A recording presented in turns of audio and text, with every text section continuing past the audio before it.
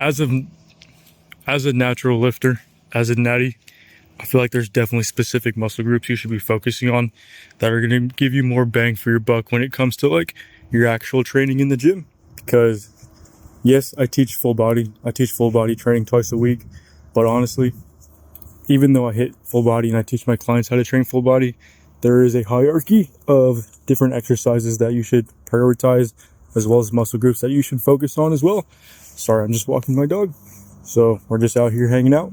But I just want to talk about this a little bit because when you're a natty, specific muscle groups are going to give you a better look and they're going to be a little bit easier to grow compared to your other muscle groups. So one of the first things that I think is super important is definitely upper body. As a natty, you can still grow pretty big legs. I've done it myself through heavy squats, heavy deadlifts, but I definitely feel like it's okay to focus your training, maybe, 60-40 or even 55-45 when it comes to upper body versus lower body. I still train lower body frequently as well too, but I like to focus on upper body because a lot of the times it's the first things people see. And honestly, for a lot of you guys, it's the look a lot of you guys are going for. So when I teach upper body, the muscle groups that I primarily focus on are your traps. Sorry, I'm trying to watch my dog. He's eating grass at the same time. Come on, stop. It is, hey, what the fuck? Come on.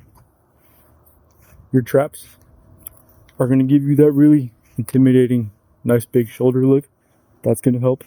Also, blowing up your delts is going to help with your physique as well too. So it's going to be your side delts, front delts, rear delts. Front delts, you typically work out enough and you train enough through just pressing in general. But your side delts, pretty much spam any type of lateral raise variation that you enjoy. Lately, I've been doing a lot of chest supported Y raises, and that's been working really well. And I typically superset that with like rear delt flies, and I can do it on the same bench as well too. Hey, stop. If you guys don't know how to do that, just hit me up and I can show you how to do that exercise. For rear delts, any type of rear delt variation will work. Chest supported rear delts. What are you doing? Stop eating grass. Come on.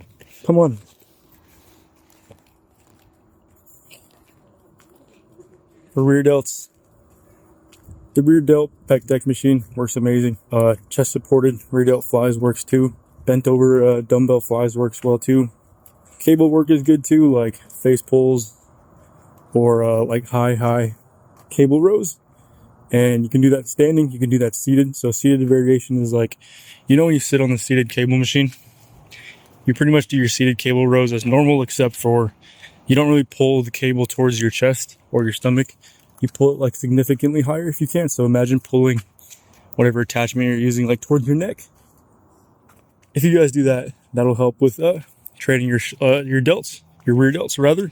Now, some other muscle groups that I highly recommend working on too are your forearms, your biceps, and your triceps. A lot of the times for natty physiques, you might not look the greatest with your shirt off just because you can't absolutely blow up and fill out a shirt like some of these guys on gear can. Now, of course, you can still get big and put on size, but you're not going to look like a freaking boulder, So for that, training your triceps, I like to focus on any type of extension. Push down work is good too, but when you trade overhead work for triceps, it's going to give you more bang for your buck because it trains the long head of your tricep out of the three, and it's the long head is the bigger head, and it's more responsible for most of the girth in your arm when it comes to your triceps as well too. For forearms, any type of flat barbell curl works. Cable curl works with a flat bar attachment. Preacher curls, and you grip the flat part of it. That'll help with your forearms. Specific forearm training is really good as well too. So forearm wrist curls, dumbbells, cables, barbell, easy bar, whatever your preference may be.